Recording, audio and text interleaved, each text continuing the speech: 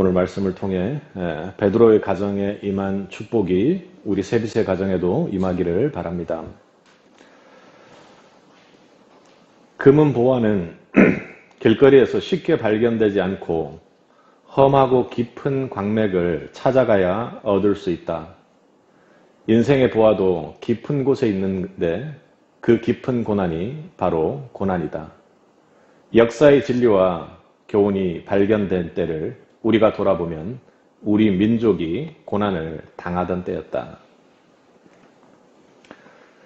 여러분은 어떻게 생각하십니까? 역사의 참된 진리나 교훈이 우리는 고난 속에서 일어나고 그 고난을 극복하고 한층 더 성숙된 나라로 바뀌어가는 그 모습을 우리는 역사를 통해서 많이 봅니다. 성경책에서도 우리가 많이 보게 되죠. 여러분, 하나님은 왜 이렇게 하나님의 백성들에게도 고난을 허용하십니까? 여러분이 잘 아는 C.S. 루이스는 이에 대해 이렇게 말했습니다. 평안할 때 인간은 하나님께서 양심을 통해 속삭이시는 소리를 잘 듣지 못한다.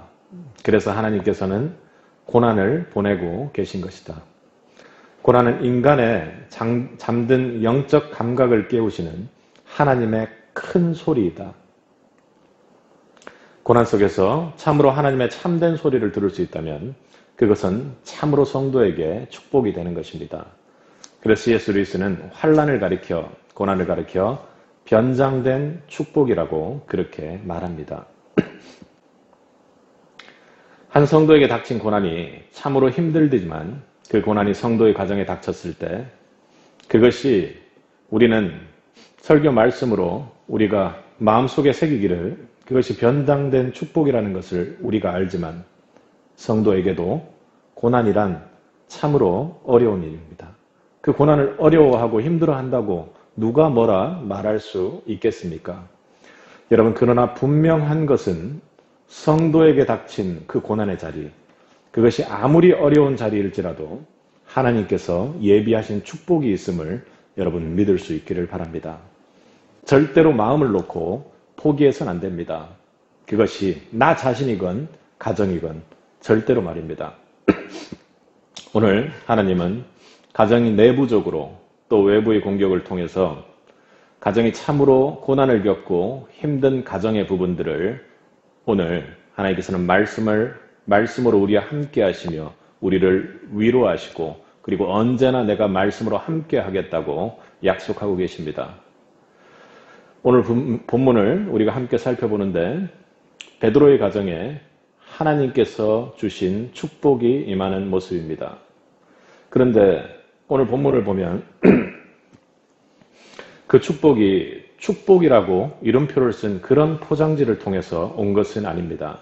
오늘 본문 14절은 어떻게 시작합니까? 베드로의 장모가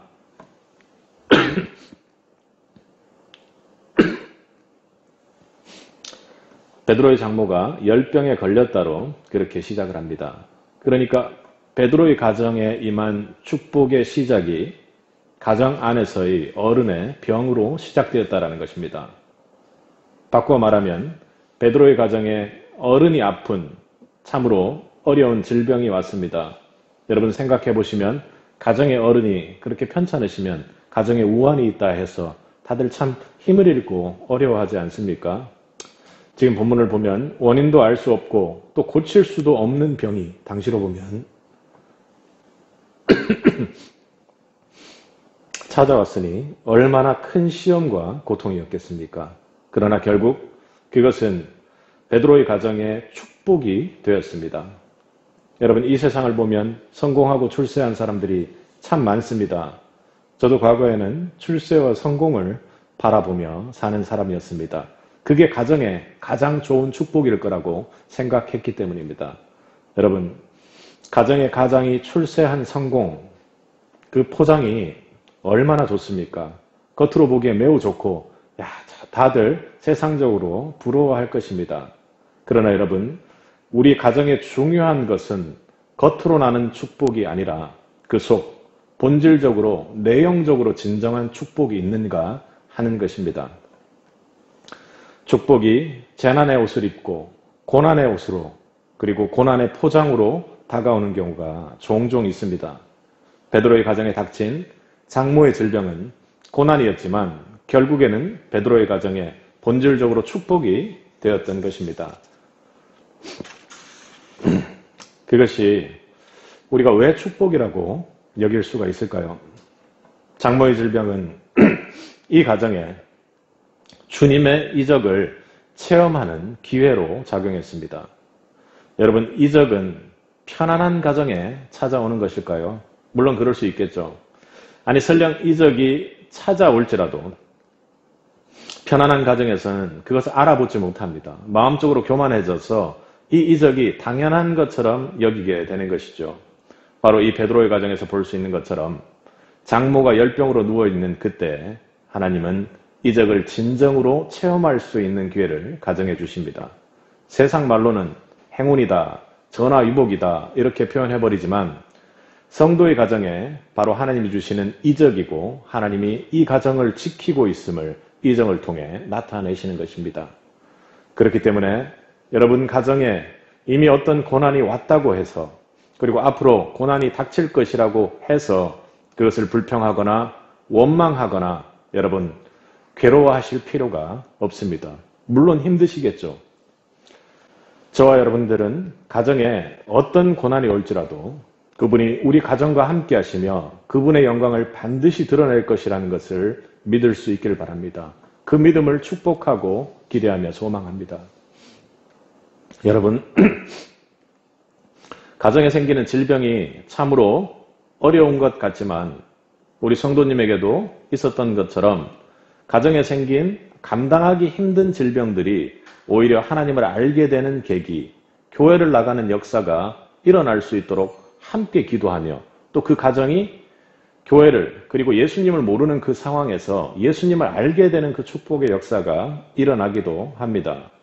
때때로 우리에게 질병이 고난이 다가올 때 그때 하나님은 우리에게 이적을 체험할 수 있는 기회를 주십니다. 이적을 주시는 이유가 뭐죠? 그 이적을 통해 예수님을 더욱더 가까이 알 수 있도록 하기 위함입니다.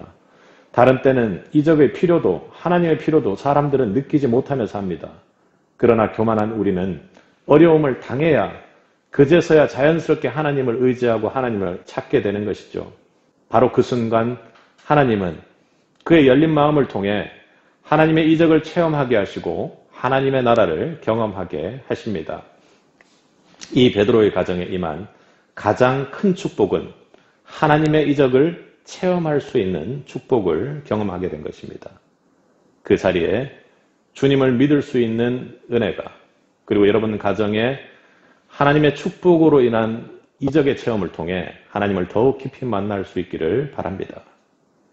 오늘 본문을 보니까 장모가 열병으로 누워있는데도 베드로의 가정은 예수님을 초대했습니다. 장모가 열병으로 누워있는 것은 어찌 보면 예수님을 가정으로 초청하는 기회가 되었을지도 모릅니다. 절대로 안 돼 하고 커트하고 있는 가정이었다 할지라도 뭔가 일이 있을까 하고 생각했을지도 모릅니다. 그것은 무엇을 말합니까? 베드로의 장모의 열병이 바로 그것 때문에 베드로 가정 전체가 예수님을 더욱더 가까이 만날 수 있는 기회가 되었다는 것입니다. 평소에 하나님 앞에 감사할 줄 모르고 하나님의 축복을 잊고 살던 성도도 두 손 두 발 다 들 만큼 어려움을 겪게 되면 주님을 찾게 되죠. 그럼 믿지 않는 사람도 마찬가지일 것입니다. 바로 그것입니다. 사랑하는 성도 여러분, 저나 여러분들 가정에 지금 베드로의 장모처럼 열병을 앓아서 당장이라도 숨이 넘어갈 것 같은 사람이 있지는 않습니다. 그때 어떻습니까? 여러분, 감사합니까? 주님을 더욱 간절히 찾습니까? 아마 그러지 않을 것입니다. 여러분이 코로나를 경험해봐서 우리의 실체를 정확히 알아요. 코로나를 경험했을 때 여러분 열이 넘치고 곧 쓰러질 것처럼 목을 잡고 몸을 잡고 그리고 기도의 자리도 나오지 못하니까 어떻습니까? 예배도 기도도 더욱 사모하게 합니다. 정말 온전한 몸으로 예배 한번 드릴 수 있었으면 온전한 몸으로 기도할 수 있었으면 하고 주님께 부르짖고 오히려 더 기도가 잘 되는 상황입니다. 코로나처럼 두 손 두 발 다 들도록 그렇게 묶어야 살아 예배드리는 것만으로도 감사하다. 그래, 내가 있는 것만으로도 감사하다라는 감사가 그냥 터져 나오는 것이죠. 그것이 바로 우리의 모습입니다. 이렇게 우리는 어려운 일을 당해보면 하나님의 은혜가 얼마나 큰 것인지를 선명하게 깨닫습니다. 이렇게 가정에 임한 질병은, 고난은 가정 전체가 하나님이 하나님임을 깨닫게 합니다. 내 손으로 아무것도 할 수 없고 이 목 아픈 것조차도 어떻게 해결할 수 있는 길이 없다는 것을 그렇게 깨닫게 되는 것이죠. 이렇게 가정에 임한 질병의 고난은 가정 전체가 하나님이 하나님이심을 깨닫게 합니다. 그 앞에 엎드리게 되는 것이죠. 그러다 보니 하나님밖에 찾을 것이 없구나 하는 말이 입으로 절로 나오며 우리가 말로 고백은 안 하지만 그런 경험을 겪게 되면 결국 마음 깊은 곳에 결국은 하나님이다 하고 그렇게 성도는 이야기를 합니다. 하지 않으려고 해도 복음과 구원에 집중하게 됩니다. 영생을 바라보게 되죠. 복음과 영원한 생명이신 예수에 집중하게 합니다. 우리로 예수님을 더욱 경배하게 하는 것이죠. 그때야말로 하나님 앞에 감사하며 더욱 하나님을 사랑하게 됩니다. 가정에 어려움이 있습니까? 하나님께서 여러분에게 나를 더욱 집중하라고 하는 강한 권면임을 여러분 믿을 수 있길, 그리하여 하나님께 더욱 집중하는 가정이 될 길 주님의 이름으로 축복합니다. 여러분, 가정에 어려움이 생기면 분위기 어떻습니까? 어떻죠? 정말로 당장이라도 이제 사형 선고를 받는 질병이라든지 여러 가지 어려운 상황들이 생기면 어떻습니까? 조용하고 우울합니다. 그때 기뻐서 막 날뛰는 사람들은 없을 것입니다. 목소리도 작아지고 웃음이 없어집니다. 가정 분위기가 착 가라앉죠. 그리고 만사가 다 귀찮아지고 일을 만들질 않습니다. 그냥 그렇게 침체되어 죽어가는 가정이 되는 것입니다. 우리 15절을 한번 읽어보도록 하겠습니다. 함께 읽겠습니다. 그의 손을 만지시니 열병이 떠나가고 여인이 일어나서 예수께 수종들더라. 그의 손을 만지시니 열병이 떠나가고 여인이 일어나 여인이 일어나 예수께 수종들더라 이렇게 말합니다. 병마의 어려움으로 절망과도 같던 베드로의 가정에 여인들이 분주해지기 시작했습니다. 그러니까 가장 어른격인 장모가 일어나 움직였으니 얼마나 바빴겠습니까? 병의 두려움에 눌려있던 베드로의 가정이 예수님을 섬기기 위해 움직이기 시작합니다. 넘어져 일어나지 못하고 걱정만 하던 모든 사람들이 질병의 고통을 넘어 예수님을 섬기며 봉사하는 힘을 공급받은 것입니다. 여러분 가정이 주님 앞에 주님을 섬기는 가정으로 변한다는 것만으로도 굉장한 축복입니다. 여러분, 주님을 섬기는 것, 때로는 여러분 불평의 소리와 불만의 소리들이 나오기도 합니다. 힘들다고. 그런데 여러분 가정이 주님을 섬기는 가정이라면, 그것은 여러분이 영적으로 조금만 생각한다면 그 가정이 되기까지 내가 누군가를 섬기고 이웃을 섬기고 주님을 섬기는 그러한 가정이 된다는 것이 얼마나 주님께서 축복해 주셔야 가능한 일인지를 여러분 알게 될 것입니다. 고난의 가정을 거치고 가난의 가정을 거치고 어려운 가정이 만약에 거쳐왔다면 그때 내가 주님을 섬기고 싶어도 제대로 섬기지 못하는 마음들이 많았다라는 것을 여러분 경험할 것입니다. 그런데 그 와중에 주님께서 여러분 가정에 임하셔서 여러분 가정을 바꾸시고 여러분 가정을 치유하시며 여러분들이 일어나 봉사할 수 있는 가정으로 하나님께서 바꾸셨던 것입니다. 그러니 가정이 예수를 섬기는 축복은 아무에게나 오는 축복이 아니고 아무에게 오는 기회가 아님을 여러분 기억하시기 바랍니다. 크리스찬의 가정에만 주어지는 하나님의 공급하심으로 섬길 수 있는 기회, 축복의 기회가 오는 것이죠. 여러분 가정에 예수를 섬기는 기회가 왔을 때 그것을 감사하고 순종하고 봉사할 수 있기를 예수님의 이름으로 축복합니다. 15절을 보니 베드로의 가정에 임한 병의 우환이 사라졌습니다.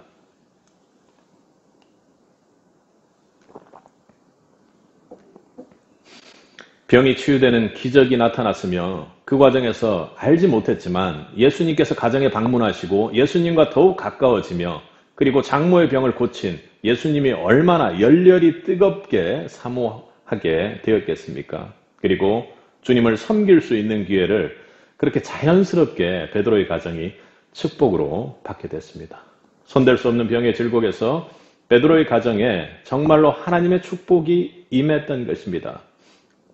여러분, 그렇다면 이 가정이 축복을 받게 된 그 비결은 무엇입니까? 오늘 14절 본문을 한번 읽어보도록 하겠습니다. 함께 읽겠습니다. 예수께서 베드로의 집에 들어가사 그의 장모가 열병으로 앓아 누운 것을 보시고, 14절 본문 시작은 예수께서 베드로의 집으로 들어가사 이렇게 말하고 있습니다. 여러분, 언제 기적의 시작이 일어났던 것입니까? 주님이 베드로의 집에 들어갔을 때 기적이 이미 시작된 것입니다. 그때 바로 이 가정에 치유의 축복이 이미 일어난 줄 믿으시기 바랍니다. 주님을 집에 초청했는데 들어가서 열병으로 누운 것을 보시고 이렇게 말하고 있습니다. 열병으로 앓아 누운 것을 보시고, 꼭 장모의 병고침을 받으려고 예수님을 초청한 것인지 아닌지는 알 수 없도록 본문이 그렇게 기록되어 있습니다. 예수님을 대접하기 위해서 예수님을 초청했습니다. 그러나 그때 예수님은 장모가 열병으로 앓아 누운 것을 보시고 그 가정의 어려움을 보시고 그 가정을 만지기 시작했던 것입니다. 여러분, 정말 가정이 치유받고 회복받기를 원합니까? 여러분 가정의 어려움이 축복으로 변화되기를 원하십니까? 그렇다면 여러분 가정에 지금 당장 예수님을 초청하시기 바랍니다. 베드로의 가정은 집에 예수님을 초청했을 때 그 예수님의 능력, 치유의 능력을 체험했습니다. 예수님을 여러분 가정에 모셔야 합니다. 그 예수님을 여러분 가정에 모실 때만 여러분 가정에 축복이 임하는 줄 믿을 수 있길 바랍니다. 여러분 가정에 예수님을 초청할 때만 그 치유가 일어날 수가 있습니다. 예수님을 그 가정에 모실 때 어려웠던 그 마음들의 평안이 오고, 그 가정이 예수님을 섬기게 될 때 예수님이 축복받는, 예수님의 축복을 받는 가정으로 변하는 것입니다. 예수님을 가정에 초청하여 모실 때 거기에 놀라운 기적이 있습니다. 그러나 이와는 반대로 가정에 예수님을 모셔드리지 않고 다른 세상의 것들을 모셔드린다면 축복이 변해서 우리 가정이 아예 저주의 터로 바뀔 수 있음을 여러분 명심하시기 바랍니다. 끝까지 어려움 중에도 예수님을 끝까지 붙잡는 가정 되기를, 주님을 정말로 소유하는 가정 되기를 주님의 이름으로 축복합니다. 베드로의 가정은 고난 중에, 어려운 중에 예수를 섬기기 위해 초청했습니다. 그리고 그분을 섬겼습니다. 그 결과 그의 가정에 있는 병마의 고난은 나음을 받았습니다. 아멘. 주님의 치유가 있었기에 가능했던 일이죠. 15절을 보면 그의 장모가 열병을 앓아 누운 것을 보시고 이렇게 말합니다. 여러분, 바로 그 가정이, 베드로의 가정이 주님을 초청하고 주님의 눈에 띄었을 때 능력이 체험됐습니다. 다른 것이 아니라 주님을 초청하고 주님의 눈에, 그 가정이 눈에 띄었기 때문에 가능한 것입니다. 주님의 눈에 띈 것, 이것이 치유의 기적이 일어난 두 번째 비결입니다. 이것이 영적으로 여러분 가정에 있어서 매우 중요합니다. 주님이 보시지 못했다면 고침을 받지 못했을 것입니다. 그런데 우리도 알지 못하는 우리 가정의 병든 부분을 우리 주님께서 보시고 넘치도록 채우시고 치유하신다는 것입니다. 장모의 열병만을 고치는 것이 아니라 이 가정의 근본적인 문제가 무엇인지, 근본적으로 죽음으로 가는 가정인지를 완전히 치유해 놓으신다는 것이죠. 여러분의 아픔, 기도할 힘조차도 없는 그 순간에 주님께서 찾아오셔서 여러분의 아픔을 보시고 여러분의 어려움을 보시고 여러분이 진정으로 하나님의 나라의 백성으로 기쁨으로 즐거움으로 살 수 있도록 그 가정을 바꾸어 나가시는 것입니다. 여러분, 세상 가정이 성공하는 비법이 무엇입니까? 세상 높은 사람 눈에 띄는 것입니다. 기술이 있는 것입니다. 왜요? 기술력을 필요로 하는 사람 눈에 띄어야 하기 때문입니다. 돈이나 권력이 있는 것입니다. 세상은 그런 가정과 친분을 맺으려고 애씁니다. 왜요? 그래야 사람 눈에 띄기 때문입니다. 그러나 참으로 하나님의 복이 임하는, 하나님의 복으로 성공하는 가정의 비법은 바로 하나님의 눈에 띄는 것입니다. 그러면 여러분, 하나님의 눈에 띄는 방법이 무엇입니까? 우리가 평상시에 잠옷도 입고 대충 입고 다닐 때 있습니다. 그리고 삶 속에서 삶은 그냥 편안하게 살 때가 있습니다. 그런데 우리는 언제나 예배에는 양복 정장을 입고 옵니다. 헌금도 많이 하려고 합니다. 세상 권력을 잡아서 하나님께 어떻게 해서든지 영광을 돌리겠다고 그렇게 고백하는 사람들도 있습니다. 이 모든 것들, 하나님을 예배하기 위해서 복장을 갖추고 모든 것이 하나님 것임을 고백하며 헌금을 많이 드리고 또 하나님께 영광 돌리는 삶을 살겠다고 하는 뜻, 하나님 앞에 매우 중요합니다. 여러분, 그런데 중요한 것은요, 우리가 옷을 잘 입었다고, 헌금을 많이 한다고, 권력이 높다고 하나님의 눈에 띄는 것은 아니라는 것입니다. 우리 가정이 거기에 목을 메고 있다면 반드시 그 부분을 내려놓을 수 있길 바랍니다. 하나님 눈에 띄지 않습니다. 하나님이 확인하지 않으세요. 하나님은 그 사람의, 그 가정의 마음의 중심을 보는 분임을 믿을 수 있기 바랍니다. 어떤 분이 기도를 할 때 시끄럽게 엄청나게 소리를 부르짖어서 목이 찢어져라 소리를 칩니다. 왜 그러냐고 물으니 그래야 하나님이 저 같은 사람을 보시지 않겠어요 합니다. 여러분 맞습니까? 그 맞는 얘기입니다. 하나님은 대신 그 큰 소리를 받는 것이 아니라 성도의 간절하게 부르짖는 소리 때문이 아니라 그 간절함을 받으시는 하나님이십니다. 그러나 목소리가 크기 때문에 받는 것은 아니시겠죠. 하나님은 무소부재하신 분입니다. 하나님은 다 보십니다. 다 들으십니다. 한 가정이 하나님 눈에 띄는 가장 중요한 방법은 간절한 마음으로 가정이 기도하는 것입니다. 한 가정이 기도하면 하나님의 눈에 정말로 번뜩하고 띕니다. 아니, 기도해야만 하나님의 눈에 띄는 것입니다. 기도는 하나님과 가정의 영적 대화의 장이요, 영적 파이프라인임을 여러분 기억하십시오. 하나님께서는 항상 기도하는 가정에 복을 주십니다. 기도하는 가정을 위로하시고 축복하시며 치유하십니다. 그리고 넘어져 있는 그 가정을 일어나게 하십니다. 그리고 그 가정에 필요한 지혜를 주십니다. 능력을 주십니다. 기도하는 가정을 마침내 구원해 주시고 그리고 놀랍게도 비전을 허락하시며 그 가정에 이 땅에서 필요한 모든 것을 기도를 통해 공급하고 계심을 여러분 믿을 수 있기 바랍니다. 본문 베드로의 장모가 누워있는 것을 보셨다고 했는데 물론 이때는 예수님의 육안으로 보신 것입니다. 그런데 여러분 지금 여러분이 기도한다면 여러분의 가정이 기도한다면 그 가정의 기도를 들으시고 보시고 그 가정을 만지기 시작하실 것입니다. 그렇다면 그 기도 속에서 하나님 눈에 띄는 가정이 될 것입니다. 그 기도의 축복을 믿을 수 있기를 바랍니다. 여러분, 주님께서는 그렇게 병들어 있는 장모, 열병으로 누워있는 그 장모를 보시고 어떻게 했습니까? 본문에 보면 15절 상반절을 보면 그의 손을 만지시니 이렇게 이야기합니다. 주님의 손이 닿았을 때 주님의 능력이 나타났습니다. 보시고 그의 손을 만지시니 열병이 떠나가고 이렇게 말합니다. 주님의 손을 만질 때 능력이 나타났습니다. 여러분, 주님의 손은 어떤 손이기에 이런 능력이 나타나는 겁니까? 지금 아파 누워있는 베드로 가정에 우환이 되어 있는 그 열병 걸린 장모를 만드신 분이 바로 하나님임, 이 바로 예수님임을 여러분 믿을 수 있길 바랍니다. 저와 여러분은 만드신 분의 손입니다. 우리가 알지 못하는 아픔을 이미 알고 계시는 분입니다. 주님의 손은 죄인된 저와 여러분의 가정을 구원해주는 능력의 손임을 믿을 수 있기 바랍니다. 주님의 손은 병든 우리에게 나음과 치유를 주는 손입니다. 바로 그 손으로 주님께서는 오늘도 연약한, 힘들어하는 고난에 빠져있는 우리 세빛의 가정들을 일일이 만지십니다. 중요한 것은 지금도 우리 가정이 주님 앞에 나와 그 주님의 손을 만지기 위해 주님 눈에 띄기 위해 기도하고 있는가 하는 것입니다. 가정에 어리다고 나이가 많다고 힘들다고 일이 바쁘다고 절대로 한 사람도 빠져서는 안 됩니다.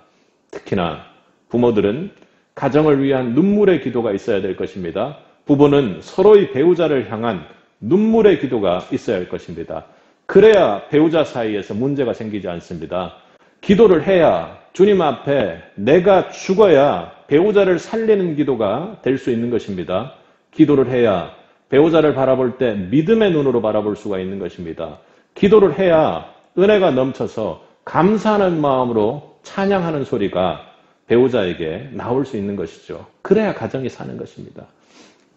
여러분, 기도로 주님 눈에 드는 가정이 되시기 바랍니다. 우리 가정이 주님 눈에 띄는 가정이 되기를 간절히 바랍니다. 우리 가정이 주님 눈에 띄기만 하면 주님께서 우리 가정을 보시고 손으로 만지시지 않겠습니까? 우리 가정에게 놀라운 주님의 능력과 은혜를 베풀어 주신다는 사실을 오늘 본문을 통해 여러분 믿을 수 있기 바랍니다. 베드로의 가정에 은혜가 임했습니다. 앞서 말한 것처럼 여러분 어떤 은혜가 임했습니까? 치유의 이적이 임했고 주님을 섬기는 가정으로 병마와 싸우는 가정, 그리고 우울한 가정에서 역동적으로 주님을 섬기는 가정으로 바뀌었습니다. 그런데 여러분, 베드로의 가정에 임한 축복이 여기서 그친 것입니까? 그렇지 않았습니다. 우리 16절을 함께 읽겠습니다. 저물매 사람들이 귀신 들린 자를 많이 데리고 예수께 오거든 예수께서 말씀으로 귀신을 쫓아내시고 병든 자들을 다 고치시니 17절도 읽겠습니다. 이는 선지자 이사야를 통하여 하신 말씀에 우리의 연약한 것을 친히 담당하시고 병을 짊어지셨도다 이루려 하심이더라. 아멘. 베드로의 가정에서 섬김을 받는 예수님 앞에 많은 귀신 들린 자들이 앞으로 왔습니다. 베드로의 집은 병마에 잡혀 고난과 시련을 겪고 있는 집이었습니다. 억눌려 있고 슬픔과 두려움이 잠겨 있는 집이었습니다. 그러나 이제 그의 집은 주님의 치유를 기다리는 사람들이 모여드는 그런 장소가 되었습니다.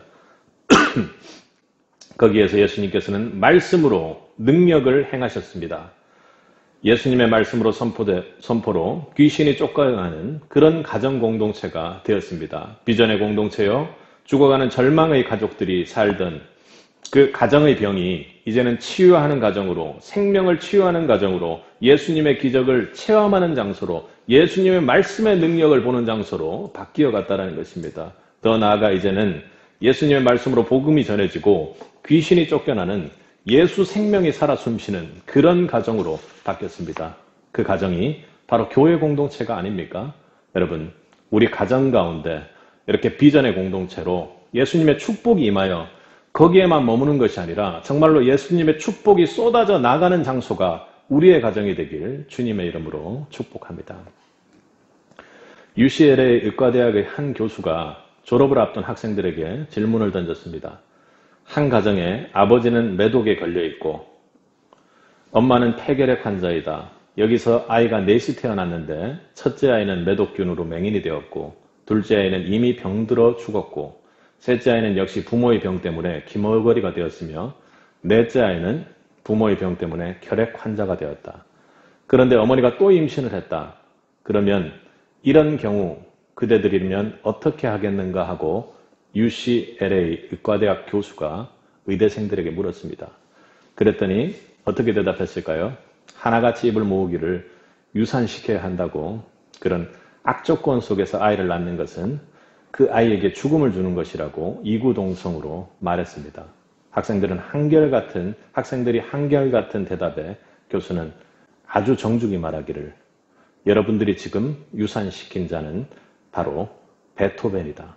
너희들은 지금 베토벤을 죽였어. 이렇게 이야기했다고 합니다. 우리가 아는 악성 베토벤은 바로 그런 환경 가운데 태어난 사람입니다. 누구든지 유산시켜 마땅하고 정말로 세상을 선택할 기회조차도 주어질 수 없을 정도의 그 악한 환경 가운데 태어난 다섯 번째 아이가 바로 베토벤입니다. 그는 불행한 환경에서 태어났을 뿐만 아니라 나중에는 음악가로서 가장 치명적인 청각장애까지 안고 살았습니다. 그러나 이 모든 한계 상황을 뛰어넘어 그는 불후의 명작을 남김으로 세상의 수많은 사람들에게 하나님의 음악의 선율에 감동을 선물하는 사람이 되었습니다. 그가 귀가 점점 어두워지고 결국 아무것도 들을 수 없을 때 베토벤은 가장 훌륭한 음악을 만들어냈습니다. 이렇게 듣지 못하는 어려움 속에서 오히려 그의 음악성은 더욱 깊어지고 좋아졌을 뿐만 아니라 신앙 역시 깊어졌습니다. 그의 일기에 이런 기도 제목이, 기도가 남겨져 있었다고 합니다. 하나님, 어떤 방법으로든지 저로 하여금 당신을 향하게 하시고 하나님께서 허락하시는 훌륭한 작품들로 하나님의 축복의 열매를 맺게 하소서. 그 음악의 마지막 부분은 항상 환희로 가득 차 있습니다. 그런데 그것은 불행한 고통으로,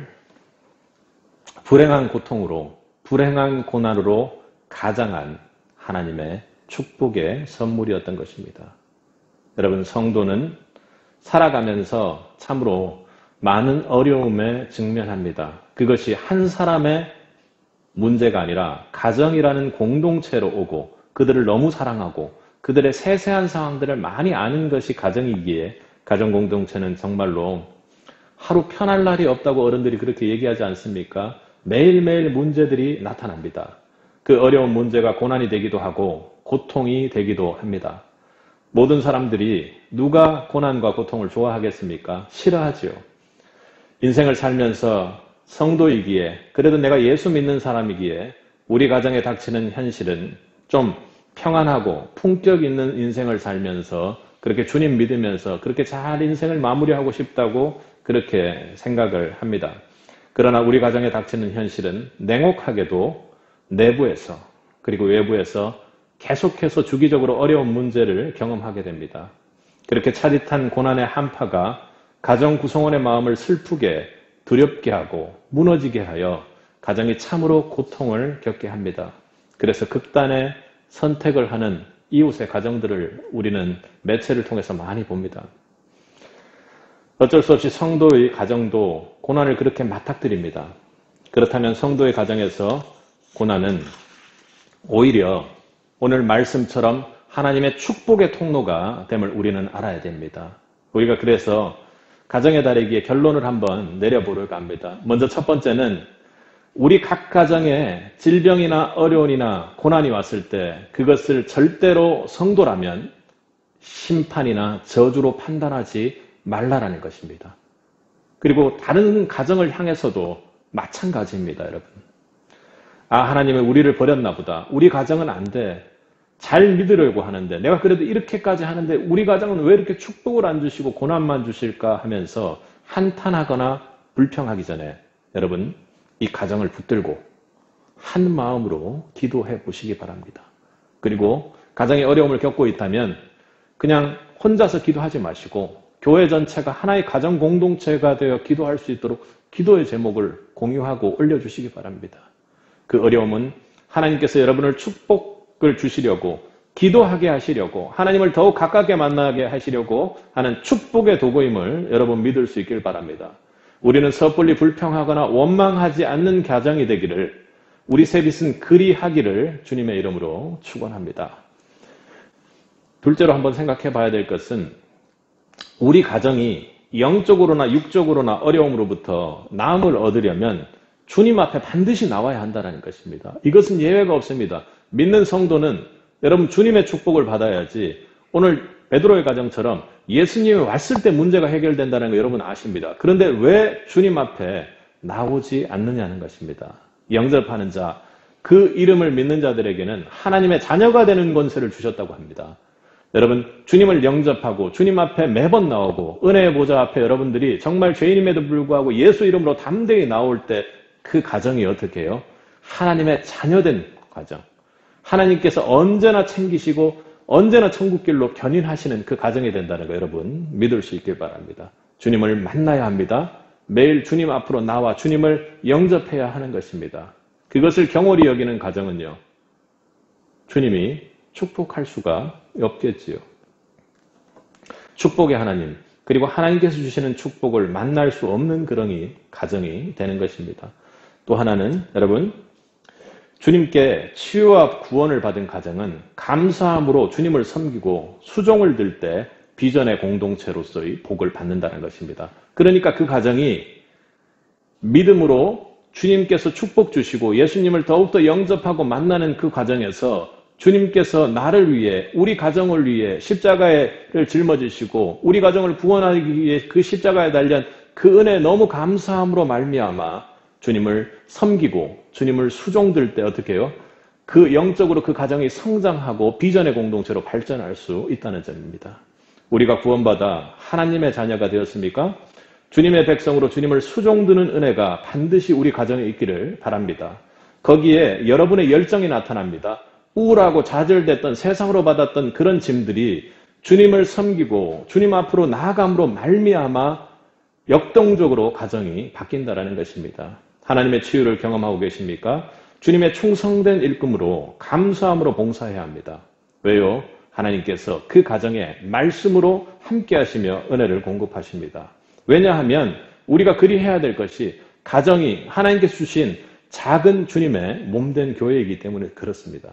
오늘 베드로의 가정에서 주님의 치유에 감사함으로 섬길 때 그 가정 공동체의 주변에 영혼들이 살아난 역사가 일어났지요. 귀신이 쫓겨나는 역사가 일어났습니다. 그 주변에 여러분의 가정에 구원의 감사함으로 주님을 섬길 때 바로 그 자리에 사단의 역사가 물러나는 그 자리가 될 것입니다. 귀신 들린 영혼의 생명이 주님의 은혜로 말미암아 여러분의 가정의 복의 통로로 말미암아 교회로 오게 되는 그리고 주님을 만나게 되는 은혜의 역사가 분명할 것입니다. 그 가정이 참으로 오늘 베드로의 가정에 임한 주님의 참복이 임하는 가정입니다.